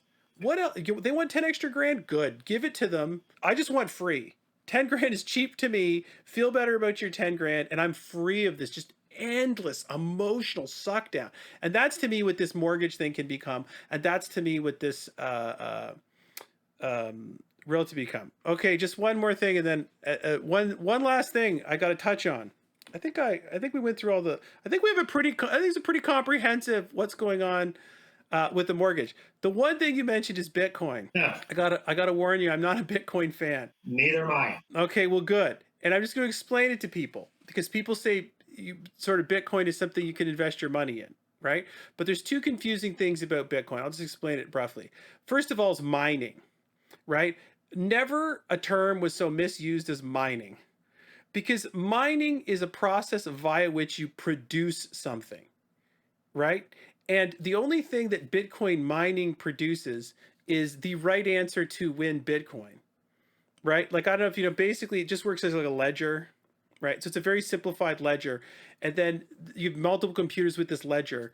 And then the question is, well, how do we determine which set of ledgers is going to be the ledger, right? Well, the way we determine it is that we have computers chugging away, chugging away, chugging away, right?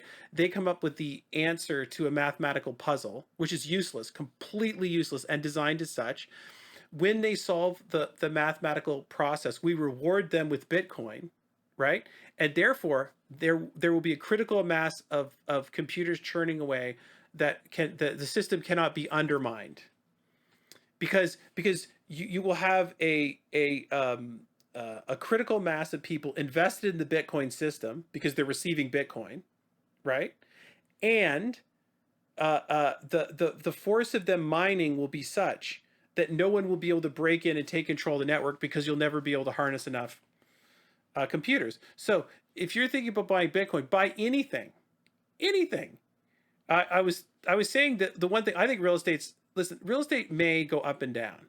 Okay, but there's two things we can tell for sure. It's never worth zero. Yeah. You still own the asset. But it'll never be, there's no construction on planet Earth in which it can be worth zero. It could be less. There could be less buyers. You could get population inversion. But even with population inversion, someone's going to come along and say, I'd like a house twice as big. So the land is always worth money. So it can't be worth zero. But Bitcoin can be worth zero. Let's just be clear. There's no construction in which eventually the thing just can't be worth zero, and then the network breaks down. So listen, if people are going to buy Bitcoin, you could buy Bitcoin, okay, but you're buying Bitcoin to assume that someone in the future wants it more than they do now. Yeah. And the two other things that I don't like about it, now that I'll just get this off my chest and then we'll wrap up, the people just don't understand this, and they're spending money. They're spending 10, 20 grand in these electronic coins that they think are more secure than the dollar. There's two problems with it that are really, really serious in my mind. So the first problem is Canadian dollars and this whole housing mortgage corporation. The minute you cry foul and somebody steals your money, what do? You put your hand up and you run to the Canadian authorities and the legal system to straighten it out for you, because they control all these banks and all these bank accounts and who owns what, and they can put right what once went wrong, right? Like they could just take money out of somebody's account and shove it into yours, and you know what I mean? With this Bitcoin thing, the minute you get ripped off, they can't help you. There's no regulation at all. So. Well, and there also can't be regulation because it's designed as sort of a fluid exchange. And two, this is my final point on my Bitcoin rant. The end of so when you have a Bitcoin, it's locked into an account, right? Okay, so if you have a Bitcoin locked in an account, if I have access to this magic code, I can get your Bitcoin and spend it freely. That's just a number on your computer. You can put in a crypto lock and add a password, but it's just a magic number. You could write that paper on a piece of paper and put it in a bank, take it out and type the magic number in and get access to that account that has the Bitcoin in it. So one, if you lose that number, those Bitcoins are gone forever, right? Or two, if your computer is hacked and somebody gets access to that number, right? They can then transfer that Bitcoin away and it's gone forever. Gone forever. Yep. Or three, somebody figures out a clever enough algorithm to generate that number, right? A new computer algorithm is designed, and I can brute force that code and gain access to your account, and which is gone forever. So it strikes me under every scenario, given enough years, the Bitcoin is gone. Because every time you got to realize every day there's a slight percentage chance of each one of those three things occurring. Yeah. And there's never an inversion the other way, right? Like once it's gone, that's it. It's just out in the network. So anyway, I don't recommend Bitcoin as investment, but if you want to speculatively play, buy any stock. That's right. Again, I'm not an expert. Don't take my advice. But the reality is, penny stocks on the New York Stock Exchange that were completely useless are delisted by them themselves. Like if it's complete garbage and there's no hope of them ever making money, the New York Stock Exchange, they don't want trash on their. Yes. They will delist it for you. So there's anything on the New York Stock Exchange has a modicum of, or any exchange has a due diligence. They can't be on the exchange if they're just taking people's money, and there's no hope of, at least they shouldn't be, and there's no hope of them ever making money. So you want to play around with electronic things that bounce up and down, you can buy and sell. Good news, go buy penny stock. At least you're helping someone, because that poor mining company, out in their stake in Alberta on their last dollar, which is why their stocks are worth pennies anyway, right? But they might hit on the next thing. They're using your money to at least do something, to pull their stock up where it's going. So anyway, sorry about my Bitcoin rant. No Bitcoin mortgages. That's the key. We're not doing mortgages in Bitcoin. So there we go. So that's pretty comprehensive. So what do you think's next, Dave? I don't know. I think if I could leave with one little what to do and what not to do, a little tidbit here. We talked a lot today about the different products that are available. We talked about different years, different terms. We talked about rate. We talked about ratios and debt servicing. But one thing we didn't really touch base on, and I just want to remind people, your credit score is extremely important to not just qualifying for the product that you're going to need to purchase your house, whether it's a refinance or a purchase, but it's also going to determine which lender we can go to, and it's going to determine your interest rate. Interest rates are tied to risk. And when I talk about credit score, a couple of big ones: mortgage payments. Don't ever miss a mortgage payment. An M2, as they call it, or a mortgage payment 30 days late, is a death sentence on your credit bureau, because lenders aren't going to want to lend money to people that have walked away or missed mortgage payments in the past, right? If you look at the cycle as people start to break down and their debt loads start to increase beyond their income, the first things to stop getting paid are the unnecessaries. So that would be your credit cards, your line of credit. You start to let the things go that are unsecured. Then from there, if it gets more serious, we go to more secured things. So your car payments, your boat payments, things like that. And then your last thing you will ever miss when it comes down to running into financial hardship is your mortgage payment. So banks get very weary when there's a missed mortgage payment on there. Okay. A couple of things and keys to remember with your credit bureau: your cell phone reports to your credit bureau. My goodness, I don't know how many people miss cell phone payments and they just pick it up the next month or they miss it by 15 days. It shows as a late payment. That's going to ding your credit score down, right? I will recommend everybody set up your cell phone payments as an automated payment, either to a credit card for points or from your bank account, and treat it just like your car insurance coming out or your mortgage payment or your rent check coming out of your account. Just make sure the money is always there on that day. That'll guarantee that you never have those oopses. Because even I was guilty years ago of, oh, shoot, yeah, my cell phone bill's due on the 2nd. No, I paid it on the 10th. Now I've got a late payment on my credit card. Okay.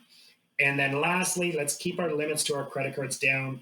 I know we have this mindset that, I want to pay all my credit cards off, so I'm going to take one and I'm going to bring it all the way to zero while 3 others are maxed. That doesn't help. We want to keep utilization low on every card. So if it means, get your utilization down to 30% on each card versus 100% on 2 cards and 0 on 2. All right. So my recommendation on that, please, if you're looking to buy a house, if you're looking to refinance your house, talk to a mortgage broker. They can walk you through this. They can not just help you with today. I mentioned earlier, I have clients where I tell them 2 years from now. I'll call you 2 years from now when your credit's improved, or to get you out of that B lender, or by the time you have employment that I can use, I'll call you in 2 years. We're not in this business for today and for now. We're in it for future. So please talk to a mortgage broker. They'll be able to walk you through what you can and cannot do, because your credit bureau is uber important when it comes down to your purchasing power. Yeah, no, I think that's a great point. And the most important point in all the talk of this is that it's a complete it goes by your past, by your history, right? But this is something where there's no equity calculation or fairness calculation. We all take that they all take this idea that you've screwed up, and that's completely fair game to project forward, right? So it's really screwing to you if you screw this up. People Absolutely. just don't fathom the fact that when you haven't screwed this up and you bought this house, right? You just walk into the bank and say, "Oh, I want this amount of money for 2%." And they're like, "Do you want any extra money?" And you're like, "Extra money? This seems like an odd transaction." They're like, "No, get a personal line of credit. Who knows what happens in the future?" And they're offering you money.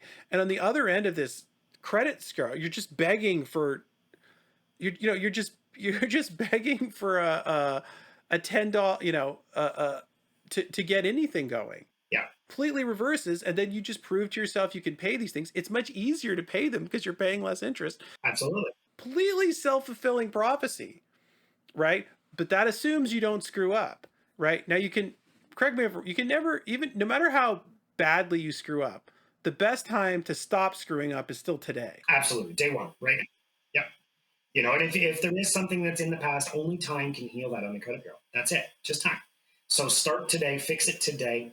And again, think top of mind awareness with your credit bureau. Like, don't miss those credit card payments. If you miss one by 3 days and that's the only one you've ever missed, they're not even going to report that as a late payment. But if you're 3 days late every month, they're going to start reporting that as you're late every single month. Now you've got R2s and R3s on your credit bureau, and you don't want that. It's time. And reality is, if you really, really screw up, first off, pay off your debt. You're obligated to it. So what I mean by really screw up, let's say you had a $1,000 visa and you were 20 years old and you never paid it, and it's been 5 years, pay the 1,000 off, because it's still going to show on your bureau as an unwritten off R9. I can explain a write-off if it's been paid. I cannot explain it if it hasn't been paid. But understand that that's going to be on your bureau for 6 years. On the first day of the 7th year is when it will finally fall off. So that missed credit card payment or that written off debt from when you were 25 is going to haunt you until you're 31. At the same time, if you are a kid and you're listening to this, okay, you'll be okay. Just don't freak out with $1,000. I remember this terrible suicide when I was a kid with this girl who'd spread her $1,700 in credit card payments up and hung herself. And when you're an adult, you live, you're like 1,700 like this. But I can see as a kid, it seems unfathomable, right? Um, the the the the credit card's a trap, but it's a trap understood by the people who are spraying it, right? Like it's a credit card. It's not a finance card or a loan, That's right. right? It's designed just for a short-term structure. And if you turn it into a long-term structure, It's expensive. no one can. I mean, I don't know who's borrowing money that can afford to pay 28% interest on that money. That's right. And the only one thing that, because I did have a friend who got into trouble that I would say if people are like the trouble is that if you were going down, um, talk to those consumer protection people before it's a complete and total disaster and they have something to work with. That's right. They seem to have a lot more power if they're talking to people before you've defaulted. Yes, absolutely. And I have another tip. One of my friends, he was getting divorced, and they had credit cards all over, just all over the place, right? And he called the credit card people up and said, "Look, I'm getting divorced." Right. And there was like $7,000 in the credit card. This was, a long time ago, so I don't know if it still exists. But they would say, "Oh, you're getting divorced? Tell you what, why don't you send us a check for 4Gs and we close the account? We want out. We're out. We're out as friends." You know what I mean? And they were willing uh, um, to take money off to just be free of this thing. So I don't know if that still exists or not. Settlements do exist, but typically through the consumer proposal process or after the debt's already been written off. And the consumer process, just for people who are listening to understand, it's like a half bankruptcy. You sort of go in there and they cut a deal with all your creditors, and then you pay some organization one amount, or they split it up, or you pay them each individual. But what they basically do is this is a gross summary. Talk to a real person. You're gonna be on the hook for the principal, and we'll talk about the interest. That's never going to happen because they realize they're in fantasy mode now, right? Charging you 28% interest, they're never going to get, but they're going to get their original money back. Yes, it also stops the interest from accruing at that point. And it strikes me that's 100% process that's at least in concept designed to protect you. Yeah. It's designed to give you power over these people before they throw it all in debt collection. Then your life's just a nightmare if I can't pick up the phone, right? Exactly. Change phone numbers. But okay, well there you go. Well, thanks very much. My pleasure. And people can get in touch with you at your website. I'm going to spell it out in case people are listening. David Baylis, David Baylis @ .ca. .ca. Thanks very much, Dave. My pleasure. Thank you, Greg. It's been great.